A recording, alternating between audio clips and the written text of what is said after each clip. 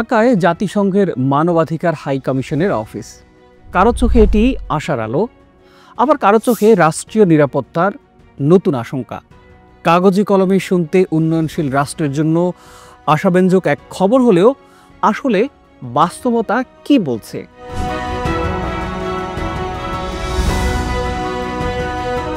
একটাই প্রশ্ন এখন ঘুরপাক খাচ্ছে জনমনে। এই অফিস কি বাংলাদেশে নতুন এক নজরদারি ব্যবস্থার সূচনা? এই অফিস চালু হওয়ার খবরে একদিকে মানবাধিকার কর্মীরা আশার আলো দেখছেন, অন্যদিকে কয়েকটি দল রীতিমতো যুদ্ধ ঘোষণা করেছে। বিরোধী রাজনৈতিক জোট, নিরাপত্তা বিশ্লেষক, এমনকি সাধারণ নাগরিকরাও এখন বলছেন এই পদক্ষেপে রাষ্ট্রীয় নিরাপত্তা পড়তে পারে নতুন এক চাপে। কিন্তু প্রশ্ন হলো, এই অফিস আসলে কি করবে? কেনই বা এত বিতর্ক? আর এর আড়ালে কোনো গোপন এজেন্ডা কি লুকিয়ে আছে? প্রিয় দর্শক, আজকের প্রতিবেদন খুবই গুরুত্বপূর্ণ। একজন সচেতন বাংলাদেশি হিসেবে নিশ্চিত এই বিষয়টি নিয়ে স্পষ্ট ধারণা থাকা দরকার। আজকের এই পর্বে যেসব বিষয় নিয়ে আলোচনা করব তার একটা আউটলাইন শুরুতেই আপনাদের দিয়ে রাখি।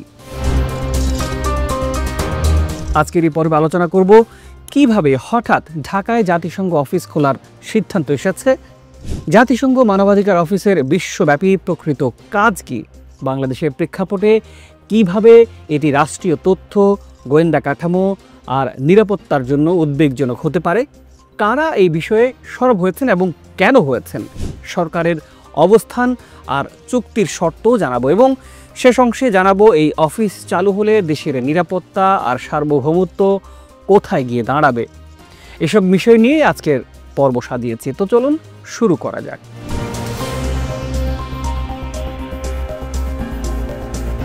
গেল 29 জুন প্রথম এই খবর আসে আলোচনায়, যখন আইন উপদেষ্টা আসিফ নজরুল একটি সংবাদ সম্মেলনে বিষয়টি প্রকাশ করেন। অনেকদিন যাবত আলোচনা চলছিল যে OHCHR যেটা আছে, জাতিসংঘের মানবাধিকার বিষয়ক যে অফিস OHCHR, সেই অফিসের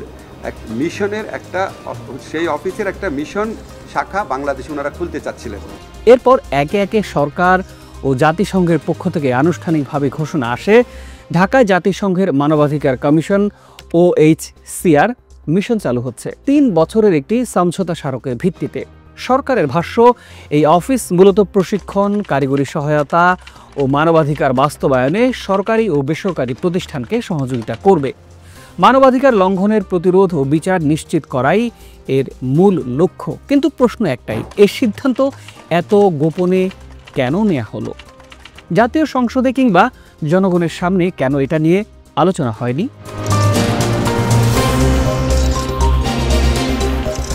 OHCR জাতিসংঘের মানবাধিকার হাই কমিশন। মূলত তারা গুম, খুন, দমনপীড়ন, মত প্রকাশের স্বাধীনতা লঙ্ঘন, নারী ও শিশু নির্যাতন এসব বিষয়ে রিপোর্ট তৈরি করে।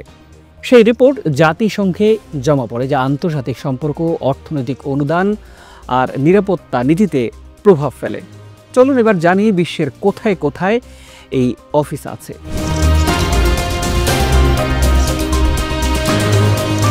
বর্তমানে 16টি দেশে OHCR এর পূর্ণাঙ্গ অফিস আছে। বিশ্বের যেসব দেশে এই অফিস আছে তার প্রায় সবই সংকটময় বা সংঘাতপীড়িত দেশ। এর মধ্যে আফ্রিকার যুদ্ধ বিধ্বস্ত দেশ যেমন সুদান, নাইজার, চাড, আবার ল্যাটিন আমেরিকার কলম্বিয়া, মেক্সিকোর মতো দেশও কিন্তু আছে। মধ্যপ্রাচ্যের সিরিয়া ও ফিলিস্তিনও আছে তাদের কার্যক্রম। দক্ষিণ পূর্ব এশিয়ায় অফিস থাকলেও দক্ষিণ এশিয়ায় আগে কখনো এমন অফিস ছিল না। বাংলাদেশ তাই হতে যাচ্ছে দক্ষিণ এশিয়ার প্রথম দেশ যেখানে জাতিসংঘ সরাসরি OHCR এর অফিস চালু করতে যাচ্ছে।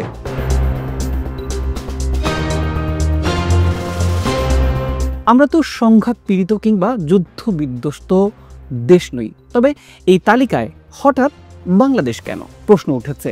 এই অফিসের মাধ্যমে কি বিদেশি সংস্থার হাতে বাংলাদেশে সরকার বিরোধী তথ্য তুলে দেওয়ার পথ খুলে গেল?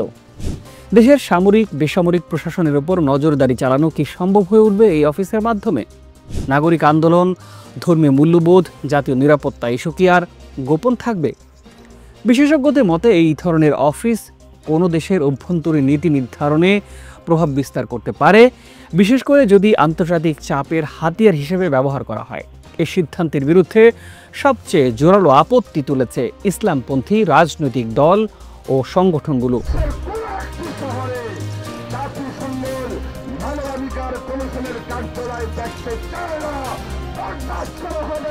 হেফাজতে ইসলাম, ইসলামী আন্দোলন ও খেলাফত মজলিস যেমন সরাসরি প্রতিবাদে নেমেছে, তেমনি জাতীয় নাগরিক পার্টির নেতা সার্জিস আলমও বলেছেন এই কমিশন পশ্চিমাদের দালালি করে, মুসলিম দেশগুলোর অভ্যন্তরে ঢুকে নীতি কাঠামো পরিবর্তন করে তারা।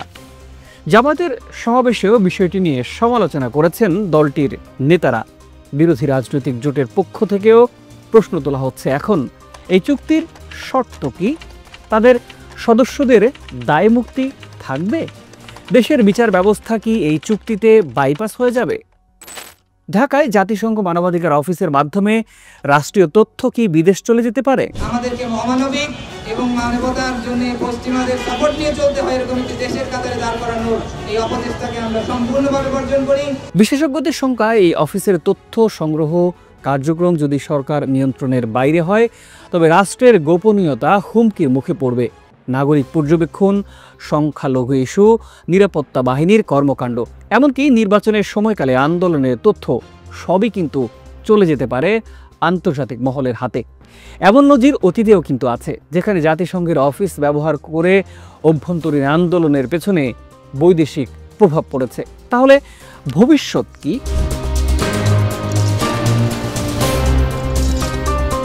বাংলাদেশ যদি এই মিশনের কার্যক্রম সম্পূর্ণ নিয়ন্ত্রণ রাখতে না পারে, তাহলে ভবিষ্যতে এটি হয়ে উঠতে পারে রাষ্ট্রবিরোধী তথ্য ছড়ানো রাজনৈতিক হস্তক্ষেপের উৎস। বিশ্বে বহু দেশে জাতিসংঘের অফিস সময়ের সাথে সাথে বন্ধ হয়ে গেছে নিরাপত্তা শঙ্কায়। বাংলাদেশ কি সেই পথেই হাঁটছে?